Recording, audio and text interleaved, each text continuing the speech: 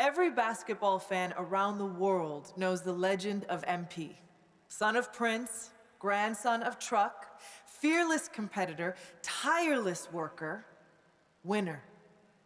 And while the seeds of all of this were planted long before I met him, the MP that I met was, in many ways, still a child.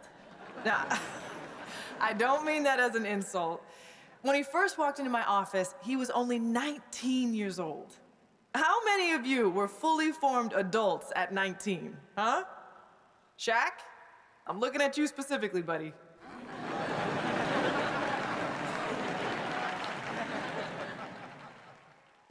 Now, what do I mean when I say he was a child?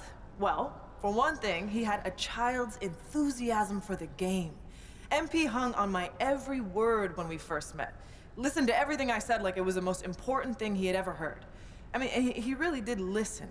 You know, he'd go out and execute something you talked about in a film session like he'd been working on it his entire life. But he was a child in other ways, too. For one thing, he was obsessed with Ninja Turtles.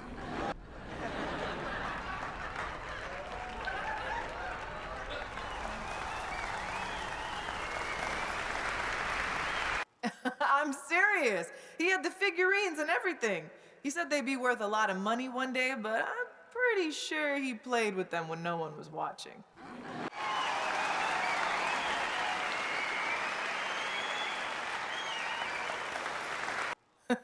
What I'm trying to say is that MP was himself, first and foremost, from day one in the league until the day he retired. And while he did a lot of growing up over the years, that boyish enthusiasm for the game never left him.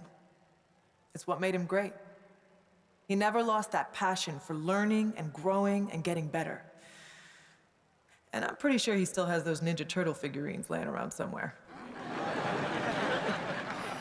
Now, you can't talk about MP without talking about his accomplishments on the court. So, let me talk about some of the most impressive. He holds the record for most points scored in a single season.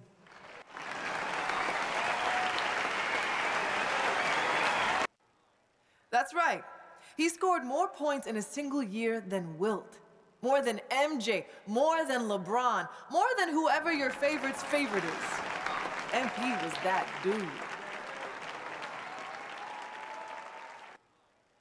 He broke the most unbreakable record in sports, topping Wilt's famous 100-point game. I mean, come on! Will anyone who witnessed that masterpiece ever forget where they were when they saw it? I know I won't. I mean, I happen to have the best seats in the house, but still. Look, I could go on and on about the greatness of MP, but I know he likes to do that too. So, rather than step on all of his toes, allow me to introduce the man you are all here to see, the legend, the GOAT, MP.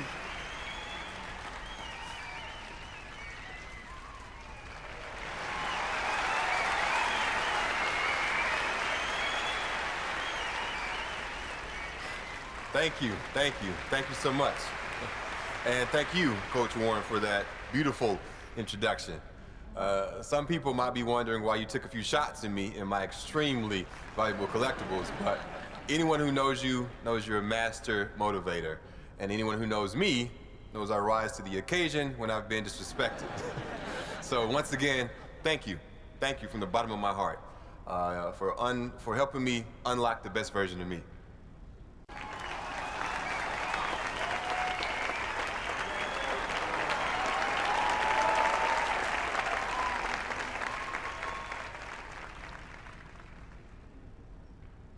Like Coach Warren just mentioned, people know my story by now. They know about my grandpa, the late, great Truck.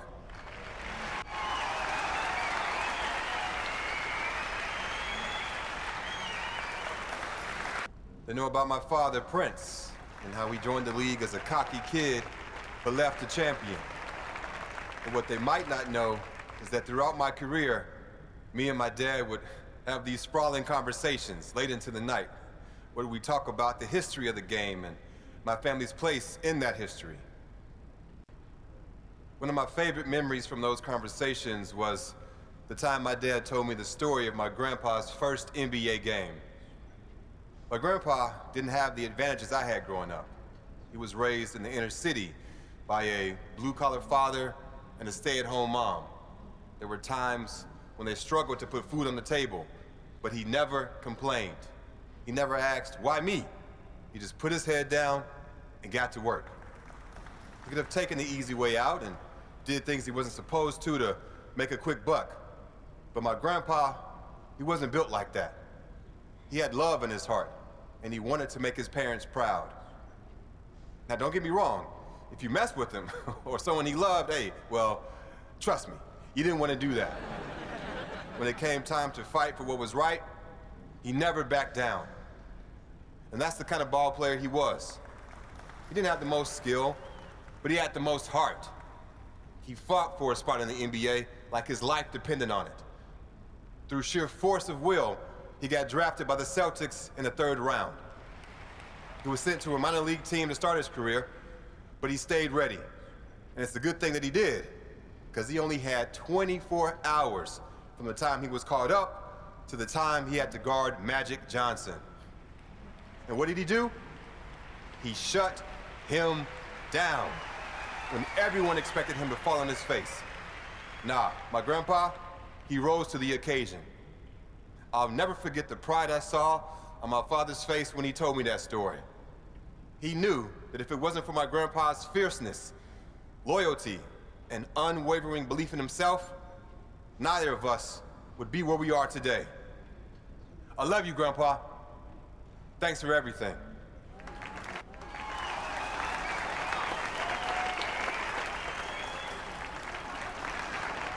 One of my favorite moments from those conversations was when my dad told me about the game that my grandpa outdueled Michael Jeffrey Jordan.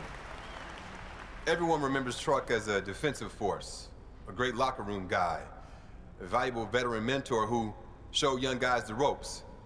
But what most people don't remember is that the man could hoop. Now, that wasn't his strength, but when he felt like the team needed it, he wasn't afraid to get into his bag. If you don't believe me, watch the game.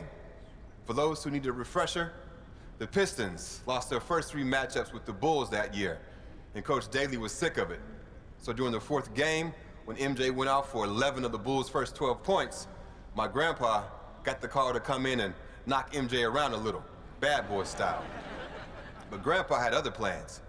He knew that what the team needed that day was for someone to go toe-to-toe with his airness. And by the time the dust settled, defensive stalwart Truck had outdueled the great Michael Jordan. The thing that I love about that story is that it shows a side of my grandpa most people didn't get to see. He sacrificed for his family, and he was a really serious guy, but he loved life, and he loved the game of basketball.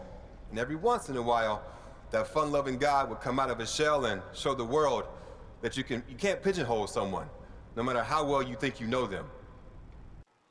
One of my favorite memories from those conversations was the time that my dad told me about his first game against the late, great Kobe Bryant. People might remember that my dad was on fire that game, and you might expect him to be proud of that. But it turned out to be the worst thing for him because it gave him too much confidence. You need to believe in yourself to make it in this league, for sure. But the flip side to that is you have to stay hungry. And sometimes when you get early success, it can go to your head. That's what happened to my dad. He took his foot off the gas and was left behind. For a little while, anyway. The great thing about this story is it ends in triumph. Rather than whine and sulk his way out of the league, he got his head screwed on straight, got to work, and ended his career a champion. Growth isn't linear. When you think things can only go up, they go down. And when you think things can only go down, hey, they go up. My dad learned that the hard way, but he learned it. And that perseverance is something I'll always respect about him. One of my favorite memories from those conversations is when my dad told me about shutting down the great LeBron James in the NBA Finals. I love you, LeBron, don't get me wrong, but this is my moment, so I gotta tell this story.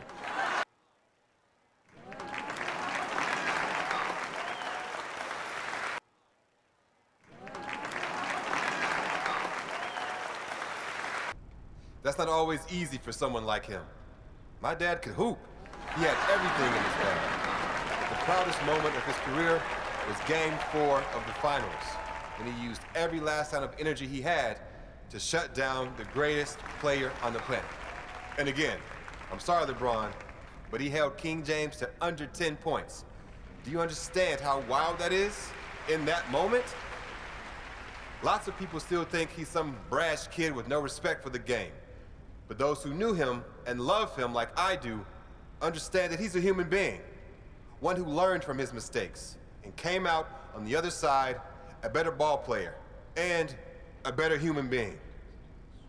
My family paved the way for me, and I had every advantage growing up. But once I got to the NBA, they couldn't play the games for me.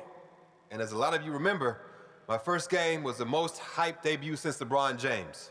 All eyes were on me, and everyone expected me to be spectacular. So what did I do? I went out there and stunk it up. I mean, I was bad.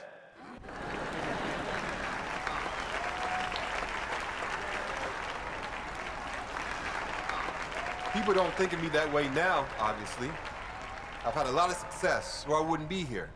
But in that moment, I was nervous, sweating, shaking, scared.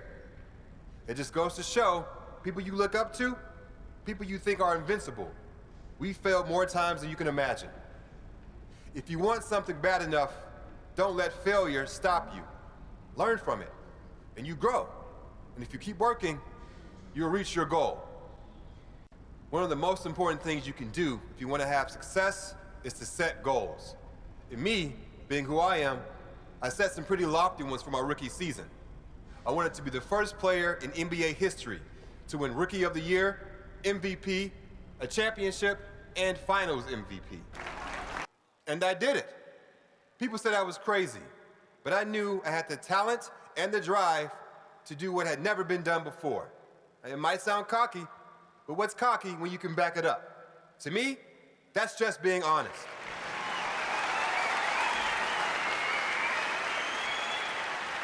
Speaking of being a legend, who can't forget all those championships I won? I know you can't, Michael. I know you can't, LeBron. Because I got more than both of y'all.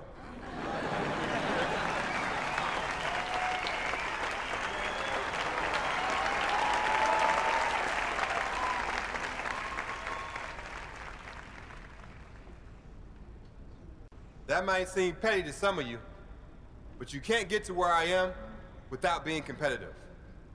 And for a competitor like me, there's nothing better than rubbing your accomplishments in the face of your enemies. I don't want to take up too much of your time, but I do want to touch on this GOAT discussion that's been making the rounds after a couple of high-profile pundits have named me the best to ever do it. On the one hand, it's flattering. When you work as hard as I do at something like this, of course, a part of you wants to be the greatest. But what a lot of people in my situation won't admit is that so much of what I've accomplished comes down to luck. Yes, I made the most of my situation. But if I'm 5'0", basketball is completely off the table for me. I got lucky with my genes, lucky with my family, and lucky to be born where I was, when I was. So if you consider me the GOAT, well, I appreciate that. I'm proud of that. But to all the people in the world who can't do what I do, who aren't rich or famous, I want you to know that you're loved for who you are by the people who matter most. And that's way, way more important than anything you can do on the basketball court.